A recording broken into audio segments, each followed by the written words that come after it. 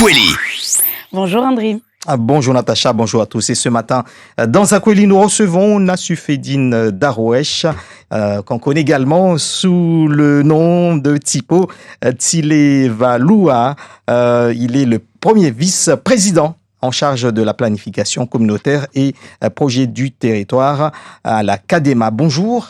Bonjour. Merci d'être avec nous ce matin. Alors, Ruambouchou est censé entrer en application aujourd'hui avec l'intensification des opérations, avec d'abord des missions de sécurisation. Dans vos interventions sur les réseaux sociaux, vous semblez sceptique, voire opposé à cette opération. Pourquoi ? Alors, avant de répondre à votre question, il faut déjà peut-être poser le cadre. C'est que nos terres sont occupées par des squatteurs. C'est une réalité. On se lève chaque matin pour aller bosser et, avec nos petits moyens, nous allons faire des prêts à la consommation pour s'acheter de belles voitures qui sont vandalisées au bout de quelques jours. Nous envoyons nos jeunes à l'école pour se faire tabasser. C'est une réalité. Donc, si aujourd'hui on nous propose la démolition des cases dans les bidonvilles sur le fondement de la loi Elan, d'accord, mais ça date depuis Jean-François Colombet. Jean-Françoa Colombet a initié ces décasages. Si on nous dit que c'est pour renforcer l'opération Chikanda, mais ça a commencé avant. C'est pas quelque chose de nouveau. Aujourd'hui, la population demande à ce qu'on ait plus de sécurité, qu'on ait plus de moyens de s'éduquer, qu'on ait plus, globalement, un État régalien plus fort. Je ne suis pas forcément, pour revenir à votre question, je ne suis pas forcément opposé à en fait, c'est une continuation de l'opération Chikanda. Mais en réalité, je fustige l'opération de communication qui est faite tout autour de ça, qui est fait tout autour de cet envoi de 1800 policiers pour 1000 cases. 1000 cases. J'ai entendu le préfet dire qu'ils vont démolir 1000 cases. Rien que le bassin de Kaweni, il y a des dizaines de milliers de cases. Et vous pensez que 1000 cases va suffire pour rendre Mayotte sécure ? C'est de la communication politique et j'entends le démontrer ici.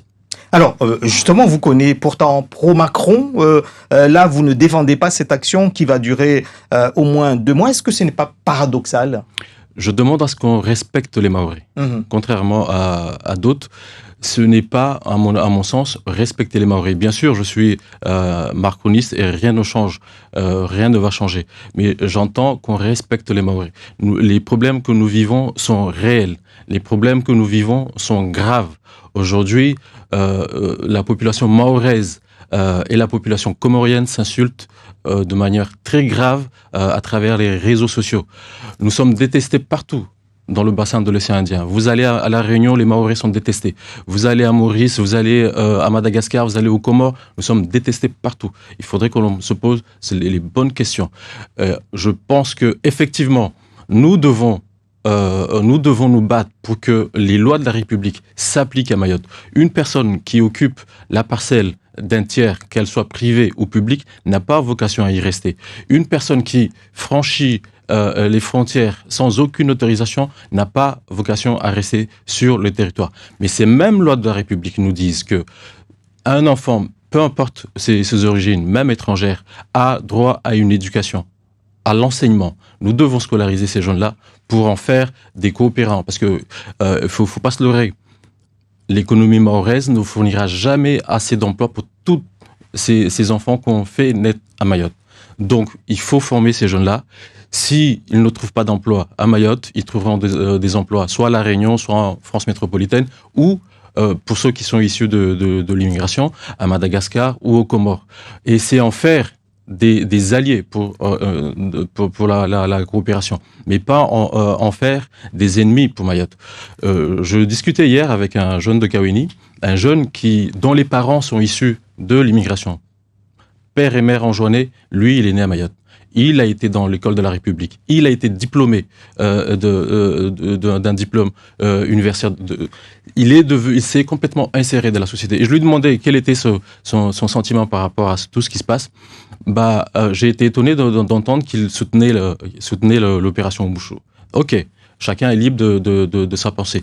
Mais lorsque je lui demande, toi, enfant de parents immigrés, si tu n'avais pas été à l'école de la République, si tu n'avais pas été formé à Mayotte aujourd'hui, quel serait ton ressenti par rapport à Mayotte, par rapport aux Maoris? Là, il ne savait plus quoi dire. Oui, mais en même temps, votre position, justement, n'est pas très populaire ici à Mayotte, car elle est taxée d'anti-mahorais, d'anti-français et même pro-comorien. Comment est-ce que vous vous défendez? Parce que là, vous dites il faut insérer les enfants qui arrivent à Mayotte en famille, l'immigration, etc. Mais cela veut dire que les vannes risquent d'être toujours ouvertes pour ces personnes-là et il y aura une difficulté d'empêcher cette immigration qui, après, pose d'autres problématiques pour Mayotte. Alors, il faut pas se mentir. Mayotte se développe. Et nous devons continuer à développer notre territoire. Et tant que Mayotte se développera, et c'est ce que je souhaite, et c'est ce que la plupart des gens de ma génération, en tout cas ceux qui partagent les mêmes idées que moi, souhaitent, c'est développer ce territoire. Vous n'êtes pas très nombreux à défendre cette position. Dans mon camp, peu sont courageux, peu souhaitent s'exposer. Et je voulais revenir à votre question. Tant que Mayotte continuera à se développer, et nous allons tout faire pour que Mayotte se développe, en face, dans le bassin de l'océan Indien, nous sommes un îlot de prospérité dans un océan de pauvreté. Et il y aura toujours des candidats à l'immigration. Donc, continuons à développer notre territoire. Mais aussi, nous, ce que je demande, et là, j'ai pleinement conscience que, en tout cas, mes idées sont pas populaires. Et encore une fois, j'ai eu à le dire une fois, je ne fais pas de la politique pour être aimé. Je fais de la politique pour défendre des idées et à la population de me dire si oui ou non j'ai raison ou pas. Donc, aujourd'hui, j'entends que nous soyons respectés, qu'on ne nous prenne pas pour des enfants. Darmanin, qui a été critiqué hier par Estelle Youssoufa, vous vous souvenez, lorsqu'il faisait son jogging en petit air, elle l'avait insulté comme pas possible. Et aujourd'hui, elle l'adule. Parce que, en réalité, tout ça, ce n'est que de la communication politique. La semaine dernière, il y avait un sujet sur cette opération Umbushu. Vous avez entendu le Rassemblement national qui faisait sa com sur cette opération. Vous avez les extrémistes des collectifs et toute la bande qui font aussi leur communication sur ça. Mais pourquoi? Mais pour quel objectif? 1000 cases et un renforcement des expulsions. Le seul intérêt à cet envoi des 1800 policiers et gendarmes, c'est pour sécuriser des opérations prévues de longue date par les communes et les intercos. S'il y a une personne à applaudir aujourd'hui, c'est le maire de Koungou qui ose, pour l'aménagement de son territoire, réaliser des projets.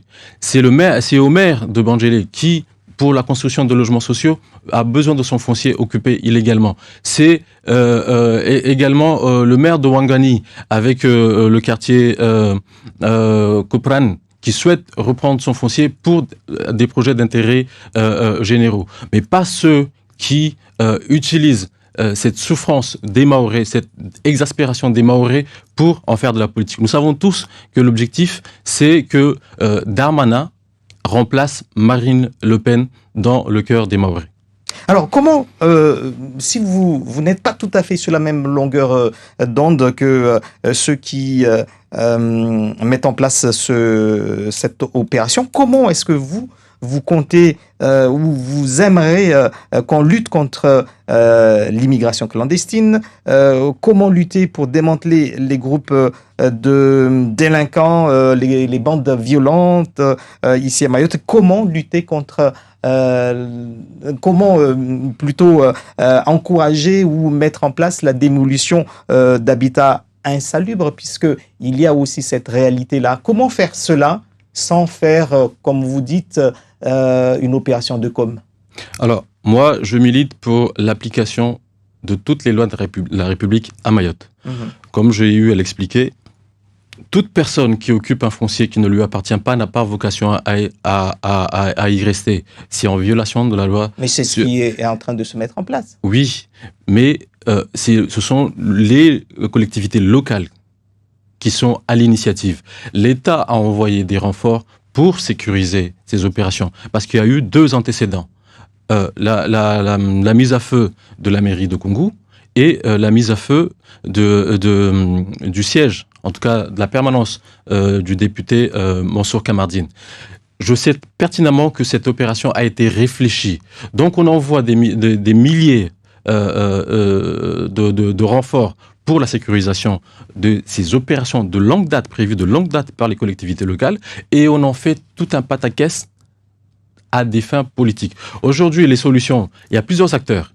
Il y a bien sûr l'État qui doit réprimer toutes les auteurs de faits délictueux, mais nous, collectivités locales, nous avons à faire de la prévention. Quelle est la prévention? Prenons l'exemple de la mairie de Mamoudzou. Quelle est la prévention contre l'insécurité faite par la mairie de Mamoudzou, à part organiser des randonnées? Rien du tout. Donc, nous sommes tous responsables. Et ces gens, s'ils viennent, effectivement, c'est parce que Mayotte se développe, mais c'est aussi parce que ils sont bien accueillis. Ils sont extrêmement bien accueillis. Maintenant, OK, on veut mettre plus de régaliens, OK, allons-y à fond, mais pour faire respecter les droits de tout le monde, y compris de ceux qu'on ne veut pas voir dans nos écoles, et surtout ces jeunes lycéens qui sont en terminale, qui passent leur bac actuellement, et qui risquent de ne pas pouvoir poursuivre leurs études parce qu'ils n'ont pas les papiers nécessaires pour pouvoir poursuivre leurs études. Je préfère avoir ces jeunes-là, issus de l'immigration, qui sont en terminale, régularisés, qu'ils puissent faire des études supérieures et en faire des coopérants demain, que d'en faire des gens aigris de Mayotte qui détesteraient mon territoire. Alors justement, l'appel des Comores, l'appel du gouvernement comorien, l'appel du président Azali à renouer le dialogue avec les Comores. Comment est-ce que vous interprétez cela? Est-ce que franchement, ça a lieu d'être? En réalité, il est dépassé, à mon avis. Je pense qu'il est dépassé entre une posture qui serait de dire oui, Mayotte est comorienne, alors que en réalité, c'est pas le cas. Aujourd'hui, le porte-parole de son gouvernement, il disait il y a quelque temps que oui, nous n'accueillerons pas les expulsés. Nous savons pertinemment que c'est du bluff. À un moment ou à un autre, il va falloir qu'on exécute ce qui a été acté il y a quelque temps par l'État comorien et le gouvernement Macron, à savoir 152 millions d'euros en contrepartie de notamment l'accueil des expulsés de Mayotte. Pour finir, dites-moi, Nassoufedine Darwesh, on a parlé de plusieurs solutions, etc. Il n'a jamais été question de régularisation massive, mais est-ce que ça pourrait être envisageable pour dénouer quelque chose qui est là depuis très longtemps? Il ne faudrait pas qu'on fasse des exceptions à Mayotte. Je milite pour l'application stricte de la loi de la République. On occupe un terrain qui n'est pas le nôtre, on se fait expulser. On franchit des frontières sans autorisation, on se fait expulser. Un enfant issu de l'immigration présent sur le territoire doit être scolarisé. On n'a pas à faire une exception en régularisant tout le monde. Nous devons tenir compte de la réalité. Nous avons des jeunes qui sont au lycée, qui passent leur bac. J'aimerais voir ces jeunes-là être tranquilles dans leur tête pour pouvoir passer leur bac et avoir les papiers nécessaires pour aller se former partout là où ils veulent. Pour finir, vraiment pour finir, vous êtes pour ce durcissement du coup du droit du sol que souhaite entre autres Darmanin? Je ne veux pas qu'on se moque de ma population. Je ne veux pas qu'on se moque des Mahorais. Je veux que la loi républicaine s'applique pleinement ici, pas d'exception.